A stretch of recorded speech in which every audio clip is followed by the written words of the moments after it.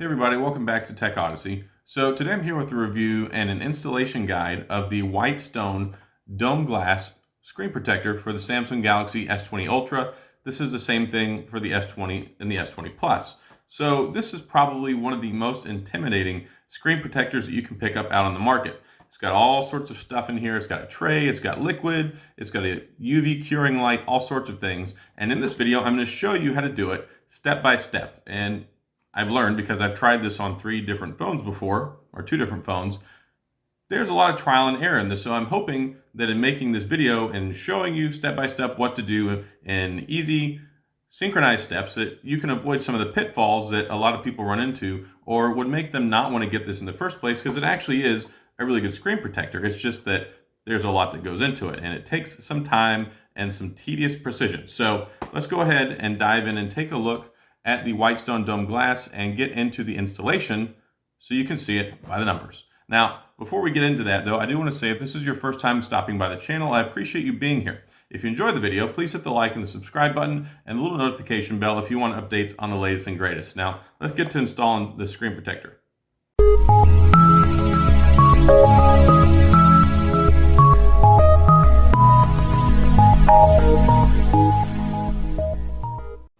Alright, so let's get to the installation of the Whitestone Dome Glass screen protector. And this is for the Samsung Galaxy S20 Ultra, also for the S20 and the S20 Plus. Now, it uses an adhesive curing UV light, and you use this liquid, optically clear adhesive. They call it a Loca, but basically it's just this adhesive stuff. It looks kind of like fingernail polish, like clear fingernail polish, and it goes on underneath it. And one important thing in the bottom right there, make sure you re-register your fingerprint once you get done installing it. We'll go through that later. Now, the first step is to make sure you get everything out of the box, line it all out, and identify it and make sure you have it ready to go. The most important part of all this is preparedness. Make sure you're prepared for each and every step. You have all of your items identified and ready to go, and we'll do that in this video. Now, it's got the tray, you've got 2 sets of this Loca adhesive, and what this does is this is what allows you to affix the screen protector to your phone. And then here's all the tools. There's 2 sets of everything in here, except for the wet wipes. There's 3. I don't know why there's 3 and not 4, but that's how they figured it all out. So you've got everything in here, and then this is kind of like your cleanliness pack that has your stickers so you can remove the dust or any lint that might be there. And then these little absorption pads, which are super important, and they're kind of like little bumpers that help keep the liquid adhesive from going off the side and getting all over your phone. So make sure you get everything, put it all out, make sure you've got 1 set of everything, and then you can go ahead and get ready to begin the install, which we're going to do now. Alright, so the first thing that you want to do is take the screen protector off of the phone. You cannot install the glass screen protector over the film one that was already on there that Samsung installed. And then you want to go ahead and clean the screen. Even though there was a screen protector on there, you want to make sure there's absolutely no dust, nothing on this, because it will completely ruin the install. Now, also make sure you have a power source for this UV light. You can either plug it in, but it doesn't have a very long cable. As you can see there, I used a battery pack. It works out well. And I did this. Go ahead and download this app. It's called Bubble Level. You can get it in the Android Play Store. I'm sure there's something in iOS as well. And make sure that whatever surface you're installing this on is level before you start the install. That's critical in making sure that this works right. Now, the first thing you want to do after you make sure it's level is go ahead and put these little stickers on the bottom, the sides, and then affix the speaker sticker on the top. Make sure, absolutely make sure that you have this up far enough that it's barely covering your speaker, because if it's down too far, it will interfere with the screen protector and it won't go on properly and it'll mess the whole thing up.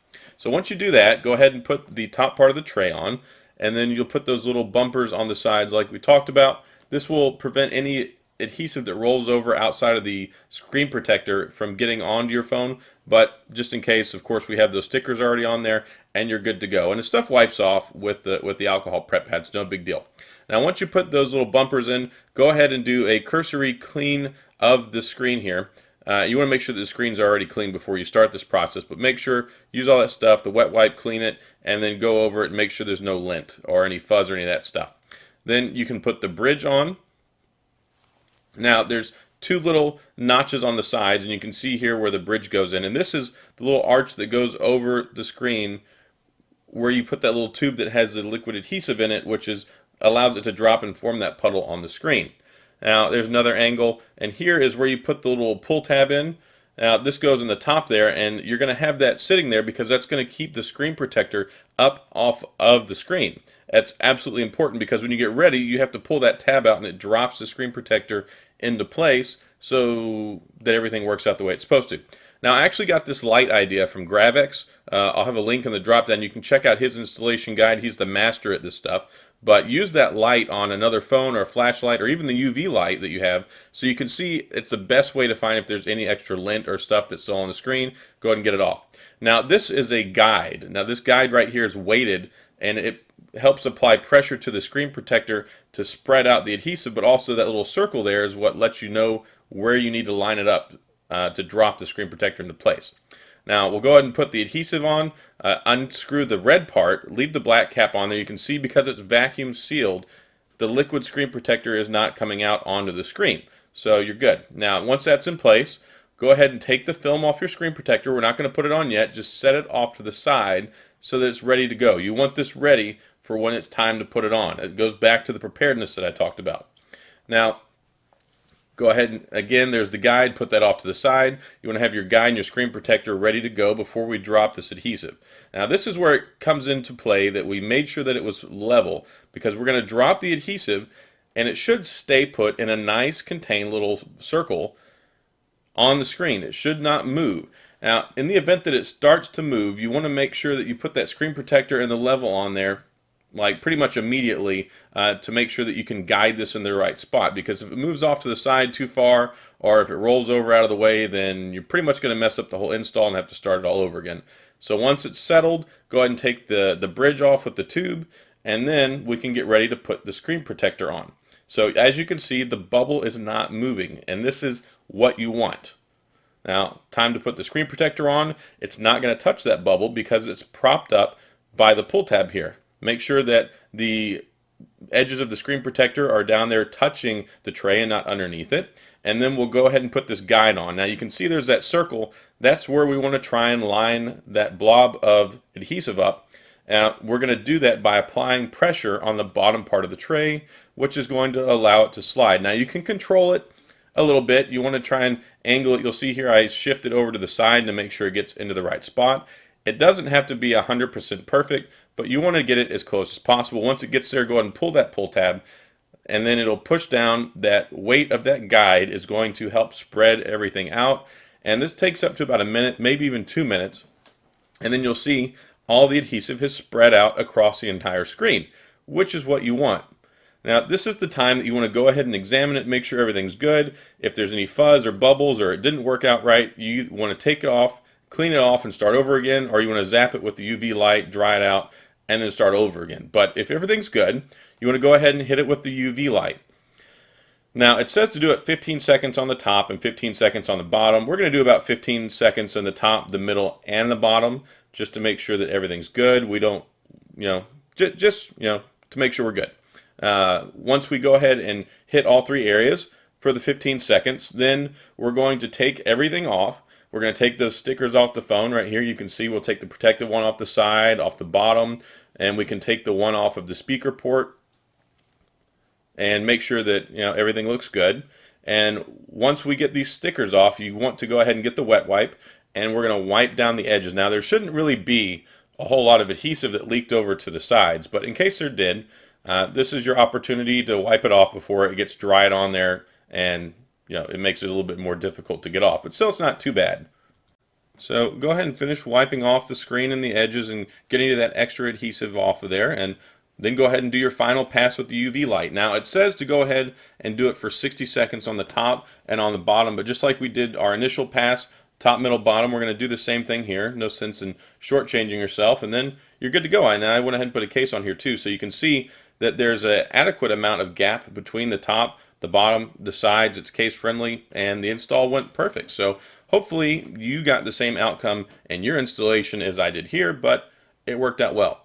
Now this part right here, just a formality, go ahead and put everything back together, throw the trash away, put all of your parts back in the box. That way, in the event that you need to ever reinstall this, you have everything ready to go in the box.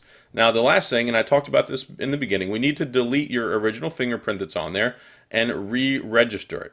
And you can even re-register it twice if you want, but you'll see here in the demonstration as I re-register mine, I didn't have any problems with it, and you can see that it picks up. It's nice and it's fast. I mean, as fast as the ultrasonic fingerprint sensor is anyway, but it works out well, and we'll go ahead and finish getting our fingerprint registered so that it'll work properly with the Dome Glass screen protector. Now, one of the great things about this screen protector is, granted that you get everything installed properly, it works perfectly fine. So, finish up here, we'll get to 100%. Alright, so fingerprint is added, we're done, and we'll go ahead and test it out and see how everything goes. Ta-da! And Bob's your uncle. We're good to go, and it works like a champ. So, there you go. Alright, so that's all we have on the installation of the Whitestone Dome Glass screen protector for the Samsung Galaxy S20 Ultra. Again, available for the S20 and the S20 Plus as well. It's the exact same installation instructions. So, worked out pretty good. We saw the up-close video. Everything turned out great. No fuzz, no lint, no bubbles. And it's nice and sealed up, and you can see that there's plenty of space around it. So, it's a case-friendly screen protector. And this one that I have on here is the Urban Armor Gear Plasma case. It's one of my favorite cases. I already reviewed this recently too, but it works out, and you should be able to use pretty much any case that you want on here, no problems. But yeah, that's it. Hopefully your installation went as well as mine did, but of course if it didn't, you can always go back, watch it again, repeat the steps, because there is an additional set of installation equipment and then inside the box. So that's one of the other nice things. If you ever mess it up, you can go back, clean it off, start from scratch, and do it again. So even though it is a little on the pricey side, you get a great glass screen protector that works with your phone and also the fingerprint sensor. So that's all I've got in this video. Thanks for watching. Hopefully this was helpful. Hopefully your installation turned out just as well as mine did. As always, I appreciate you being here. If you enjoyed the video, hit the like and the subscribe button and the little notification bell so you can get updates on the latest and greatest. And as always, I'll see you guys next time.